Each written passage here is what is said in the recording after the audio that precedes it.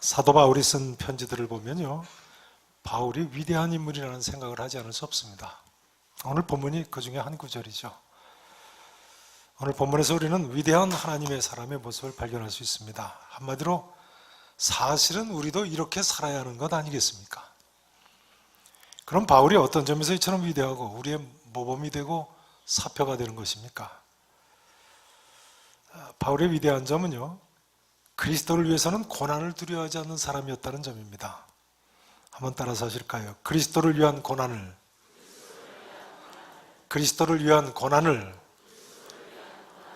두려워하지 않는 사람. 자, 23절 말씀을 같이 한번 보시죠. 고린도후서 11장 23절 말씀 보세요. 제가 먼저 봉독을 시작합니다. 그들은 이단자들을 가리킵니다. 고린도 교회에 들어온 이단들이 말이죠. 그리스도의 일꾼이냐? 정신없는 말을 하거니와 나는 더욱 그러하도다. 나는 참 그리스도의 일꾼이라는 거예요. 보세요. 내가 수고를 어떻게 했어요? 넘치도록 했기 때문에, 옥에 갇히기도 그들보다 더 많이 했기 때문에, 매도 수없이 맞았어요. 여러 번 죽을 뻔하였다. 바울은요, 지금 자기가 참 그리스도의 일꾼인 표로 이처럼 수고하고 고생하고 고난당한 것을 언급을 하고 있습니다. 이 이하 33절까지는 바울의 고난 목록이죠. 25절에 보면 3번 파선하고 일주야를 깊은 바다에서 지냈다고 되어 있는데요. 이 사건은 사도행전 27장에 나와 있는 바울이 로마로 재판 받으러 가던 중에 유라굴로 광풍을 만나지 않습니까? 열 나흘 이상 동안 고생하고 죽을 뻔했는데요. 그 사건과는 다른 사건입니다. 유라굴로 광풍 만난 사건은 오늘 이 기록으로부터 한 5년쯤 지난 후에 있었던 사건입니다. 바울이 고린도후서 기록한 것이 주 55년경이거든요. 로마로 배 타고 간 것이 주 60년 겨울로 추정되니까요. 그러니까 한 5년 후에 있었던 사건이에요. 그러니까 바울이 지금 여기 기록한 기록 이상의 더 많은 고생을 한 거예요. 고린도후서 편지를 쓴 이후에도 이런 고난이 계속된 겁니다. 어떻게 보면 바울의 일생은 고난으로 점철된 일생이었습니다. 24절에 보면 바울은 유대인들에게 40에 하나가 만매를 몇 번 맞았다고 나옵니까? 5번 맞았다고 하는데요. 신명기 25장 3절에 보면 율법의 중죄인은 40대까지는 매를 때려도 되게 되어 있었습니다. 그러나 율법을 해석한 미시나라는 책에 보면요, 랍비들이 혹시라도 매 때리는 사람이 계산착오를 일으켜서 40대 이상을 때리면 율법을 어기게 되기 때문에 40대에서 하나 감한 매를 때리게 했다는 거예요. 율법을 어기면 안 되니까요. 그러나 사실은 40대 맞으면 거의 사람들이 죽기 때문에 40에 하나 감한 매를 때렸다고도 알려지고 있습니다. 바울은 아무튼 이 정도의 매를 5번이나 맞았으니까요. 그 고난이 얼마나 대단했습니까? 25절에 보면 3번 태장으로 맞았다고 나와 있는데요. 40에 하나 감한 매하고 태장의 차이는 무엇인가요? 40대에 하나 감한 매는요, 유대식으로 때리는 매고, 태장은 로마 제국식으로 때리는 매입니다. 태장은 몽둥이에 납덩이를 박은 로마 제국의 무시무시한 형구입니다. 십자가에 돌아가시던 예수님 다른 영화를 보면 이 태장 몇 대만 맞아도 살점이 뚝뚝 떨어지는 무서운 몽둥이 아닙니까? 그런데 바울은 이런 태장을 3번씩이나 맞았다는 거예요. 그러니까 사도 바울은 유대인과 이방인들 양쪽에서 고난을 당했습니다. 그러고 보면요, 요즘 우리 예수 믿는 사람들의 삶은 이거 너무 호강하는 게 아닌가, 그런 생각이 듭니다. 여러분, 내가 호강한다고 생각하시죠? 별로 그렇게 생각 안 하시는 것 같은데. 저는 요즘 자동차 운전을 하면서 유튜브로 세터민들의 간증을 많이 듣습니다. 탈북동 파문이 그런 이야기를 하시더라고요. 남한 사람들은 남한 땅에서 태어난 것만 가지고도 감사해야 된다고요. 남한 땅에서 태어난 것만 가지고도 어떻게 살아야 된다고요? 감사하면서 살아야 된다는 거예요. 그렇죠. 북한에서는 100만 명 이상이 굶어 죽었지 않습니까? 배고파서 압록강, 두만강 건너가면 또 북조선 배반했다고 죽도록 때려주는 땅이 북한 땅이니까 남한 땅에 태어난 것만으로도 감사해야 한다는 말이 당연한 이야기 아니겠습니까? 저는 북한에서 탈북한 사람들을 중국 땅에서 잡아갈 때 세 줄에 몸을 꿰서 끌고 간다는 이야기는 들었습니다만 실감이 안 났었는데요. 실제로 그렇게 끌고 간다는 간증을 하는 세터민들이 있더라고요. 처음에는 쇠줄로 코를 꿰가지고 끌고 갔다는 거예요. 여러 사람을 코를 꿰가지고. 나중에는 중국 사람들이 비난하니까 이 어깨를 꿰더라는 거예요. 어깨를 꿰고 또 팔목을 꿰가지고 10명 이상을 끌고 가는 것을 봤다는 동영상이 있었습니다. 우리가 북한 땅에 있는 굶주리고 핍박받는 동포들을 위해서 기도를 많이 하셔야 되겠습니다. 우리가 잊을 수가 없지요. 잊어서는 안 되죠. 아무튼 사도 바울도 이처럼 예수 그리스도를 믿기 때문에 엄청난 고난을 당했습니다. 오늘 본문에 보면요, 바울은 내가 수고를 넘치도록 하고 옥에 갇히기도 많이 하고 매도 수없이 맞고 여러 번 죽을 뻔하였도다 하면서 또 수고하며 애쓰고 여러 번 자지 못하고 줄이며 목마르고 여러 번 굶고 춥고 헐벗었노라 합니다. 그러니까 여러분, 서로 어떤 고난이 있다고 하실지라도요, 나 혼자 이런 고난을 당하는 것보다 이렇게 생각하시면 안 됩니다. 사실을 말씀드리자면요, 내가 당하는 고난이 예수님 때문에 믿음 때문에 당하는 고난이라면요, 그것이 바로 참된 그리스도의 일꾼이라는 표가 되는 것입니다. 그 어떤 고난 가운데서도 믿음으로 인내하시고 승리하시는 계산의 성도 여러분 되시기를 진심으로 축원합니다. 이제 28절 말씀을 같이 보십니다. 28절 말씀, 자, 함께 읽으십니다. 이외의 일은 고사하고 아직도 날마다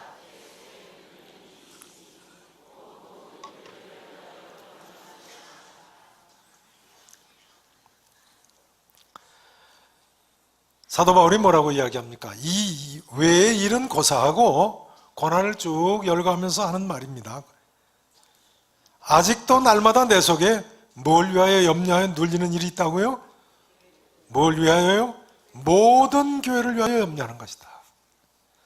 이 시대의 한국 성도들이요, 요즘은 그래도 바울이나 북한의 지하교회 성도들 정도의 고난은 없다고 해도 이런 고난의 길을 좀 갔으면 좋겠습니다. 따라서 하실까요? 모든 교회를 위하여 염려하는 사람, 모든 교회를 위하여 염려하는 사람. 여러분, 교회를 위해서 얼마나 염려하십니까? 어떤 분들은요, 예수 믿는다고 하면서도 눈에 보이지 않는 교회가 중요하지 눈에 보이는 교회는 필요 없다고 합니다. 무교회주의자들이죠. 눈에 보이지 않는 교회, 인비저블 처치가 중요하지 이 계산교회처럼 이런 눈에 보이는 지역 교회, 비저블 처치는 필요 없다는 거예요. 예수 그리스도를 머리로 하는 믿는 사람들이 지체가 되는 그 눈에 보이지 않는 교회가 중요하다. 그렇습니까? 한번 여쭤봐야 되겠습니다. 지금 28절에서요, 사도 바울이 날마다 내 속에 눌리는 일이 있으니 곧 모든 교회를 위하여 염려하는 것이라 할 때 모든 교회가 눈에 보이지 않는 교회입니까? 눈에 보이는 교회입니까? 눈에 보이는 교회죠. 그러니 무교회주의는 심각하게 잘못 주장하는 주장입니다. 그렇게 주장하는 사람이 있다면 그건 참된 그리스도의 일꾼이 아닌 것입니다.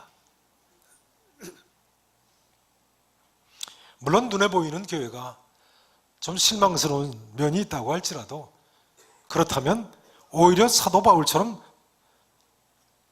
자신이 더 앞장서서 헌신해야죠. 우리가 눈에 보이는 이런 지역교회를 사랑해야 됩니다. 위에서 기도하고 수고하고 섬기고 바울처럼 고난까지도 마다하지 않는 하나님의 사람이 돼야 됩니다. 바울이 온갖 고난을 무릅쓰고 각처에 세운 교회가 바로 눈에 보이는 교회 아닙니까? 우리도 이제 세상 근심 걱정 염려하는 것이 아니라요, 교회를 위하여 날마다 염려하기를 원합니다. 날마다 내 속에 눌리는 일이 있다 할 정도로 말이죠. 근데 바울은요, 여기 보시면 모든 교회를 위하여 염려한다고 합니다. 그러니까 사실은 우리가 우리 교회만을 위해서 염려하는 것으로는 부족합니다. 우리는 모든 교회, 즉 한국 교회를 위해서도 염려해야 되고, 북한의 지하 교회를 위해서도 염려해야 되고, 세계 교회를 위해서 날마다 내 속에 눌리는 일이 있다고 할 정도로 염려를 해야 되는 거예요. 제가 요즘 탈북 동포들의 간증을 많이 듣는다고 말씀드렸습니다만 참 이상해요. 아무리 공산주의, 무신론 공산주의자들이라고 하지만요, 북한에서는 요즘 하나님이라는 단어도 모르지 않습니까? 북한 사람들은 하나님이라는 단어를 모릅니다. 근데 어떻게 중국에 가서 교회 가고 선교사 만난 것만 알면 그렇게 더 때려주고 죽이냐. 하나님이나 예수님이라는 단어를 몰라도 교회나 선교사가 무슨 뜻인지를 아는 거예요. 제 생각에요, 앞으로 남북한의 평화가 찾아오고 북한의 신앙의 자유가 중국 정도만 주어져도요, 북한에서 틀림없이 엄청나게 많은 수의 믿음의 위인들이 나타날 것 같습니다. 그렇지 않습니까? 박해중의 신앙을 지킨 사람들, 박해중의 순교회까지 이런 그런 믿음의 위인들이 드러나게 될 것입니다. 바울처럼 믿음 때문에 핍박받고 순교당한 신앙의 위인들이 많이 알려지겠죠. 2010년 남아프리카 공화국의 케이프타운에서 개최됐던 로잔 세계 선교대회에서요, 우리나라의 탈북동포 고등학교 2학년 여학생이 간증을 했습니다. 이 여학생 아버지는 북한에서 공무원이었었는데요, 탈북을 했을 때 중국에서 한국 선교사하고 미국 선교사들에게 성경 공부를 배웠다는 거예요. 그러다가 공안에 붙들려가지고 2001년에 북한에 강제 송환이 됐습니다. 근데 북한 감옥에서 하나님을 원망하기는 고사하고 믿음이 더 좋아져가지고요, 3년이 지난 후에 감옥에서 석방이 됐는데 다시 중국으로 탈북을 했어요. 그래가지고는 이 외동딸을, 어머니는 첫 번째 왔을 때 중국에서 난산으로 돌아가셨어요. 그 외동딸을 이 아버지가 중국에 와서 다시 만나가지고는 뭐라고 하냐면, 북한 땅에 성경을 날라야 된다, 가서 복음을 전해야 된다. 그러더니 그 외동딸을 중국 목사님한테 양딸로 맡기고 혼자 북한 땅에 다시 들어가셨다는 거예요. 그 후로는 물론 소식이 없다고 합니다. 그러니 신앙의 용사지요. 우리가 북한의 지하교회에서 정말 신앙의 자유, 믿는 자유, 전도의 자유가 주어질 수 있기를 위해서 깨어서 기도해야 되겠습니다. 남의 일이 아니지 않습니까? 남의 일이 아니에요. 여러분, 참된 그리스도의 일꾼은요, 이처럼 모든 교회를 위하여 염려하고 수고하고 헌신하고 고난을 감내하는 사람들입니다. 만일 한국교회 성도들이 내 교회만이 아니라 모든 교회를 위하여 날마다 이처럼 염려한다면 아마 지금쯤 한국교회가 민족 복음화를 훨씬 더 과업을 달성을 했을 겁니다. 더 세계 선교 사명을 지금보다 잘 감당할 수 있었을 겁니다. 아무쪼록 우리 계산의 성도님들께서 우리 교회만이 아니라 모든 교회를 위해서 기도하시고 수고와 고난을 두려워하지 않는 참 그리스도의 일꾼들이 되시기를 진심으로 축원하겠습니다. 이제 29절 30절 말씀 보십니다. 29절 30절. 자, 제가 29절을 봉독드립니다. 30절 읽으시죠. 누가 약하면 나 바울이 약하지 아니하며 누가 실족하게 되면 나 바울이 애타하지 아니하더냐. 자, 같이 읽으십니다. 시작. 내가 부득불 자랑할진대 내가 부득불 자랑할진대 내가 어떤 것을 자랑하리라고요? 약한 것을요. 바울의 위대한 또 한 가지 사실은요, 위대한 점은요, 따라서 하시죠. 약한 것을 자랑하는 사람, 약한 것을 자랑하는 사람. 거기 주보 설교 메모란 주보 4페이지에 그렇게 적어놓으세요. 따라서 하시죠. 자기의 약한 것을 자랑하는 사람. 첫 번째 뭐라고 적어 놓으셨나요? 따라서 하십니다. 그리스도를 위한 고난을 두려워하지 않는 사람.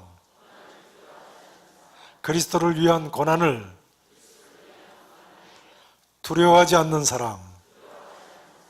두 번째는요, 모든 교회를 위하여 염려하는 사람. 모든 교회를 위하여 염려하는 사람. 세 번째는요, 자기의 약한 것을 자랑하는 사람. 여러분, 그리스도의 참된 일꾼은요, 이처럼 자기의 약한 것을 자랑하는 사람입니다. 얼마나 공감하시는지요? 바울은 그동안 자기를 대적하는 사람들 때문에 부득불 자기 자랑을 하긴 했습니다만 본래는 자기의 약한 것을 자랑하는 사람이었어요. 12장 5절에도 보세요. 12장 5절 보세요. 내가 이런 사람을 위하여 자랑하겠으나 나를 위하여는 12장 5절 보세요. 뭐 외에는 자랑하지 않겠다고요? 약한 것들 외에 자랑하지 아니하리라. 바울은 본문 11장 32절 33절에 보면요, 자신의 약한 면을 구체적으로 거론하면서 자랑을 합니다. 32절 33절을 보시죠. 어떤 면을 약하다고 고백하나요? 제가 32절을 읽습니다. 다메섹에서, 오늘날 시리아의 수도 다마스커스죠. 그 다메섹에서 아레다 왕 아레타스 4세입니다. 주보 사면의 설교 메모란에 보시면 나와 있어요. 아레타스 4세의 고관이 나를 잡으려고 다메섹 성을 지켰으나 어떻게 했어요? 그 다음 읽으세요. 나는 광주리를 타고 들창문으로 성벽을 내려가 그 손에서 벗어났노라. 아멘. 이 아레타스 4세는요, 당시에 거기 주보 사면에 보시듯이 수도가 페트라였죠. 나바테안 왕국의 왕이었습니다. 근데 이 아레다 4세는 분봉왕 헤롯 안디바, 거기 주보에 나와 있죠. 분봉왕 헤롯 안디바와 무슨 관계라고요? 장인이에요. 아레타스 4세의 딸을 하고 분봉왕 헤롯 안디바가 결혼을 했어요. 근데 나중에 이 헤롯 안디바가 아레타스 4세 딸을 버립니다.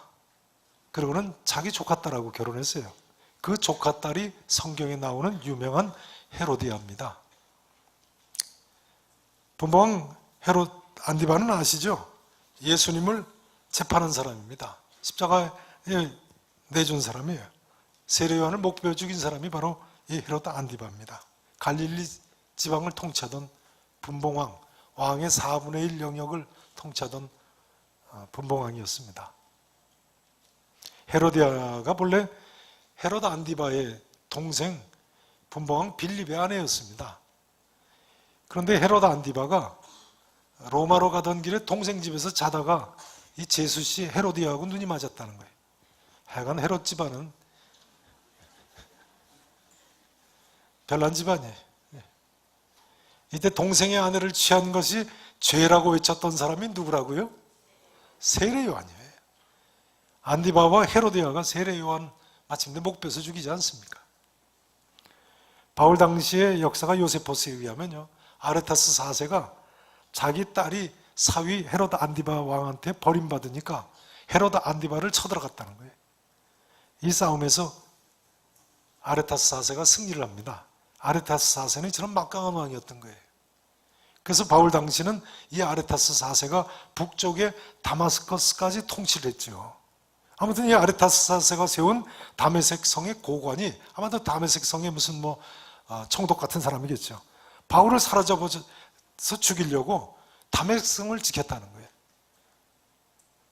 이 기록이 사도행전 9장 23절 이하에도 나옵니다. 바울이 변화돼서 다메섹 성에 있을 때 사건이죠. 사도행전 9장에 보면요, 제자들이 밤에 그래서 바울을 광주리에 담아서 성벽에서 달아내리니라 이렇게 나와 있는데요, 오늘 본문에 보니까 바울이 내가 광주를 타고 들창문으로 성벽을 내려가 그 손에서, 즉 아레다 왕 고관의 손에서 벗어났노라 하고 부연 설명을 하고 있습니다. 이 들창문, 성벽으로 내려간 유적지는 오늘날까지도 시리아에서도 다마스커스에 가면 유적지가 있습니다.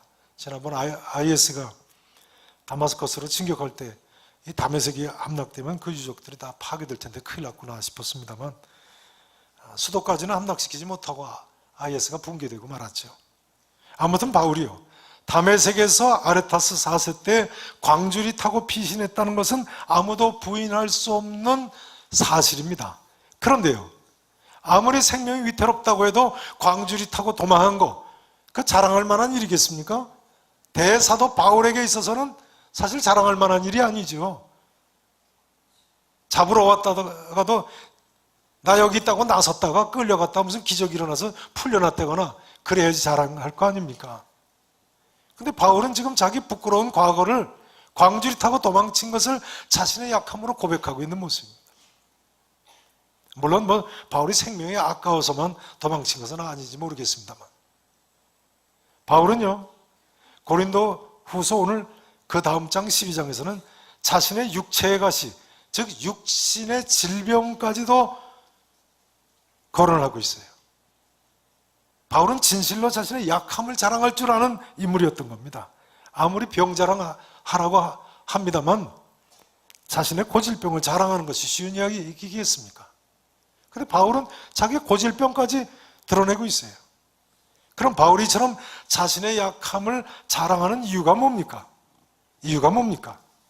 온 세상 사람들은 자기 자신의 잘난 이야기, 강한 이야기, 능력 있는 이야기, 재산과 소유가 많은 이야기, 많이 갖춘 거, 많이 배운 걸 자랑하는데 말이죠. 왜 바울만 자신의 약함을 자랑합니까? 12장 9절을 보세요. 그 이유가 나와 있습니다. 나에게 이르시기를, 하나님께서 이렇게 계시하셨다는 거예요. 보세요. 내 은혜가 내게 족하도다. 이는 내 능력이 어떤 데서 온전하여진다고요? 약한 데서 온전하여짐이라 하신지라. 이런 계시를 받고 나서 말이죠. 그러므로 도리어 크게 기뻐함으로 나의 여러 어떤 것들을 자랑했다고요? 약한 것들에 대하여 자랑했다고 하고 있습니다. 이는 그리스도의 능력이 내게 머물게 하려 함이라. 바울은요, 어느 날 기도하다가 하나님의 능력이 약한 데서 온전해진다는 대진리를 깨달았다. 여러분 아십니까? 하나님의 능력은 우리의 약한 데서 온전해집니다. 생명이 아까워서 도망치던 사람이 나중에 더 회개하고 담대한 믿음의 용사가 되기도 하고요. 질병에 시달리거나 사업에 실패한 사람이 나중에 더 많은 사람들을 위로할 수 있는 참 그리스도의 일꾼이 될 수 있는 거예요. 바울은 이 사실을 깨닫고, 내가 12장 고린도후서 12장 10절에 보면요, 내가 그리스도를 위하여 약한 것들과 능력과 궁핍과 핍박과 곤란을 기뻐한다고 했어요. 이는 내가 약할 그때의 곧 강함이니라 합니다. 그러니까요, 우리도 약함을 사실은 주 안에서 자랑할 수 있어야 됩니다. 이런 이야기가 있습니다.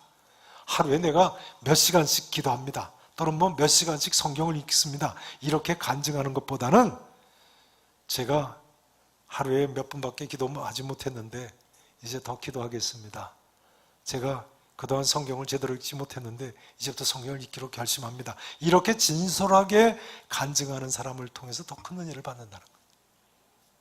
그럴 것 같습니다. 그럴 때 더 많은 사람들이 그 사람과 동질감을 느끼고요, 더 많은 사람들이 희망을 갖게 된다는 거예요. 또 자기의 약함을 자랑하는 그 순수함과 용기에 더 많은 사람이 감동을 받는다는 거예요. 그럴 것 같지 않습니까? 같은 차원에서요, 저는 큰 병에서 고침받는 분들이 왜 간증을 안 하시는지 모르겠어요. 저는 예전에 큰 병에서 고침받은 사람은 평생 하나님께서 나를 얼마나 도와주셨는가 간증하며 사시는 줄 알았어요.